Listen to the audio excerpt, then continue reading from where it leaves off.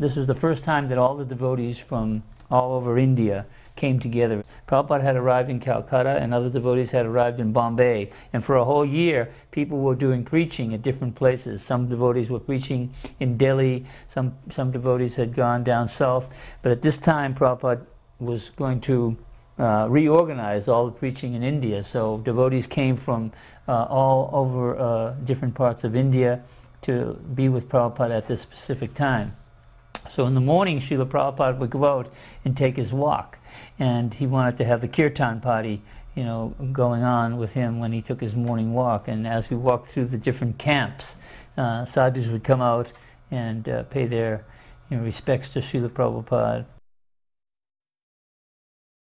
As Srila Prabhupada described this Magh Mela at the time, there were reported 7 million saintly souls that went to take part in the festivities throughout the month. Never had we been in such crowds of people or lived amidst so many people. Srila Prabhupada determined what our activities would be from morning till night at this pandal. So it was both for purification and for example of what Vaishnavas do. And while a program of deity worship went on with artis and offerings throughout the day, one of the main engagements of the day was prasad distribution. So virtually people were cooking and distributing prasadam throughout the whole day. And different devotees volunteered for that cooking service. Sagar Maharaj was instrumental in showing us how to shop in this environment. And Rabadi Nandan Maharaj was quite instrumental in the making and distribution of both halwa and khichdi.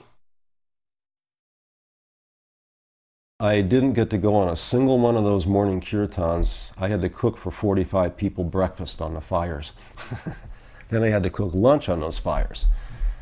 Then one day Prabhupada said, after lunch was over, he said, I want you to prepare rice, puris, and chutney for 700 people. And that was to be passed out in the pandal in the afternoon. And then after that, I had to get dinner ready for 45 people.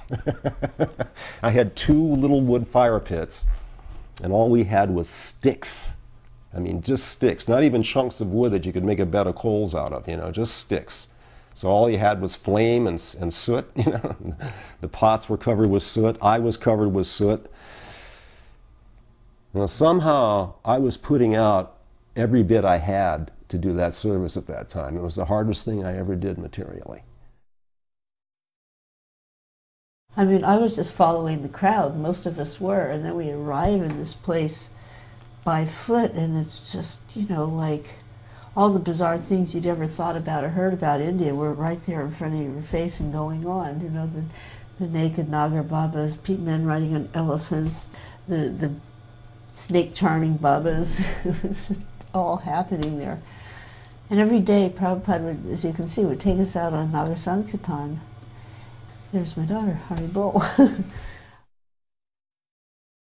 This is a very ancient festival. Prabhupada told us it goes back many, many thousands of years. At this time, that all the holy men, they come and they gather because there's a very auspicious constellation. And if you take bath at that time, you're guaranteed liberation. And I remember asking Prabhupada whether that was really true. Prabhupada said, yes, it's true.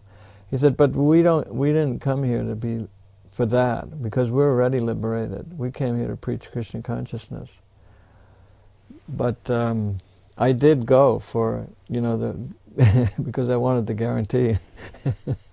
I went, and you have to go early in the morning, about 4 o'clock, and there are no lights. It's very cold. The wind is blowing because it's winter time, and just hundreds of people are wandering towards the river, and it was a really sensational experience.